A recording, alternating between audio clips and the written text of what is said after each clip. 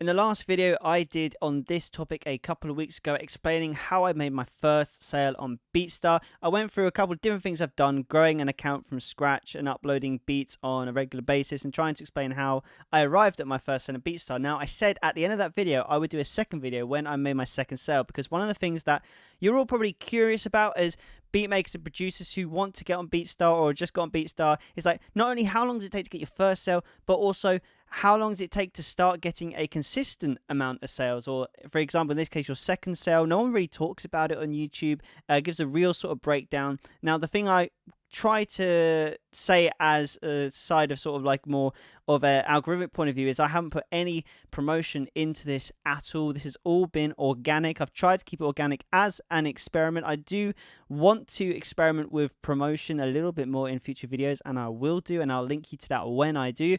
But again, like for this second beat sale that I finally made, it has been just under a month since the first sale, so it's interesting to see that I've managed to get 2 sales in as many months, which I don't know if is a good sign yet, but we made that second sale, and I'm going to break down basically what a little bit more what I've learned in the last month since I made my first sale, but also try and give a little bit of advice on some things I realized that I have been doing wrong to this point, or some of my thoughts on Beatstars.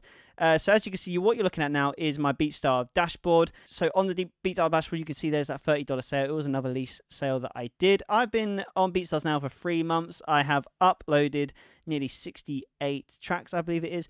And in the past month, so this is exactly what has happened since I got my last sale. We've had 1,278 plays in the last 30 days, 40 downloads, 14 followers, and 3 comments. Now, the stats that I want to point out here is the free downloads, which is something that's really started to take up a bit more. One thing I noticed is the people who purchased the lease have followed me and purchased free downloads of the track before, so that's something very interesting to remember. And when it comes to promoting, I'll be looking at these stats, but one thing, again, as I said, like the followers has gone up quite drastically as well, which is a really good sign. And everyone who's purchased a beat, the 2 people rather, who purchased a beat of me also follow me. Now, again, the point of this video is I kind of want to stress how I've managed to get my second beat sale doing a complete algorithmic. And one of the things I think that I've realized now is both my beat sales have been for a Taylor Swift type beat. So clearly, I have managed to hit on a niche early doors in the grand scheme of things, because some people have been on here for like a year. So Taylor Swift beats are doing well for me. They're getting good downloads. They're getting good amount of plays. So that's something that's really good to notice. So to this point on the channel, I'll go to my profile. I have got 2,800 plays in total, 63 followers, and I've uploaded 68 tracks. So I have been on here 3 months. So any of you who are just starting, without any sort of promotion at all, trying to rely completely on algorithmic push from Beatstars, this is what I've arrived at. And now 68 tracks, you might be looking at think that is a lot of beats to make, but honestly, I'm in a daily routine of making beats. I've started to slow down a little bit, make one every sort of like every other day, because I'm trying to up the quality of the beats and started to niche myself a little bit more on more of the pop side, because I realize that is something that I'm a lot better at producing. I've slowed down on the trap beats, for example.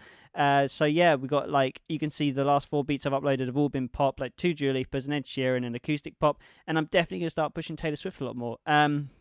So yes, that is one thing that I would really try and focus on early doors if you're a producer, is really niche yourself a lot more. The mistake I made is I tried to be a bit broad at the start, and I feel like I could have got a few more beat sales by now, because clearly people are vibing with the sort of Taylor Swift tracks doing. I get a lot of free downloads on Dua Lipa and Charlie Puth type tracks as well, so I've really started pushing Dua Lipa and Taylor Swift especially. So please, like, if you know what you're good at, produce beats in that genre, because if I had produced 68 Taylor Swift tracks, I'm sure I would have got a lot more sales by now. So again, be super niche. And as for the followers, like, the followers are great and all, and I feel like you could get some plays, but again, like, plays on everything, followers on everything, comments especially on everything. I get a lot of spammy comments from what feels like bots saying they can grow the profile, so I wouldn't listen to any of that at all. But we're going to quickly dive into the metrics just a little bit more, so I can show you since the first sale what has happened to the channel. So here we go, just loading that. One thing I noticed, I get a lot more notifications now. It's really satisfying. Still looking for the Beatstar sale notifications. I can tell you now, there's nothing more satisfying than waking up in the morning to one of the notifications. But that didn't load at all. Interesting. Let's try again. Here we go. Okay, so if we're going to do it for the past 30 days again, what effect has the first Beatstars cell? Now, this is the most amount of plays by I think about 50 streams that I've got in a 30-day period, which is really cool. You can see in the past 30 days, my Taylor Swift tracks have been my most popular. I've had this Nicki Minaj one, which is doing surprisingly well, but I'm yet to make a beat cell off that. But it does get free downloads, and obviously the Dua Lipa one again is doing well. So one thing that I'm really noting here is what tracks are getting streams, because obviously, like, if a track gets more streams, it's getting views. So again, that is why I've decided Taylor Swift and Dua Lipa is the way to go. And since the first purchase, free downloads again have gone up, the most free downloads of any period. And you can see that my two most downloaded are my Taylor Swift ones. And now I only have 3 Taylor Swift tracks. I can't remember where my there it is, there's the one, and that is the one that sold. But one thing that I may now do as a learning curve, which you should do as well, which I highly recommend, is these acoustic pop guitar ballad ones. I could then remarket as Taylor Swift songs as well. So for me, that seems to be the route to go down. But again, like, this has been a very sort of transparent video. Like, what I want you to sort of learn from this video is not only to sort of niche yourself, but also, like, get yourself into a consistent rhythm, produce beats you know that you're good at. And from an algorithmic point of view, you can get purchases. And I've got my second least purchase the other day. The last thing I want to point out on, and now this is a really interesting thing that I want to discuss for any of you who want to start uploading beats on Beatstar, and that is the option for doing a free download. Now, I want to quickly let you in on a mistake that I made before I end this video, which I feel like I kind of do and don't regret at the same time, is that is doing a free download with a tag or without a tag. Now, I've been doing free downloads without a tag, and I've been getting a lot of free downloads, a lot of followers from it. But the one thing I start to think is, could I have got more sales if I'd actually tagged the free download? Because now I feel like there's a lot of people who will be using this free download that I gave. So without even considering, like, even an MP3 lease. So if any of you could do the free download, make sure you tag it, and you'll still get the follower, and you'll be more likely to get a purchase or a conversion from it, let's say, the other end. I feel like I've got more, so I'm going through the process of, just for now, the beats which I know which are getting a lot of free downloads and doing well, they are the ones that I'm going to get the tags back out, and I have started tagging them since.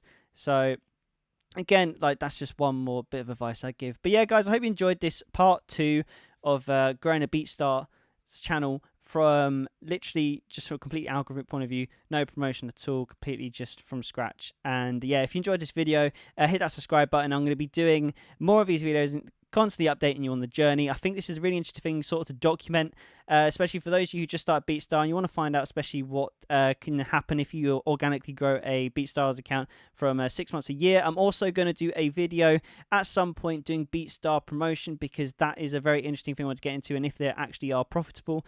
But again, that is a topic for another video. But till then, if you've got any comments at all, leave them below and I will answer them. But thank you for watching this video, guys. Keep making music, and I'll see you in the next video.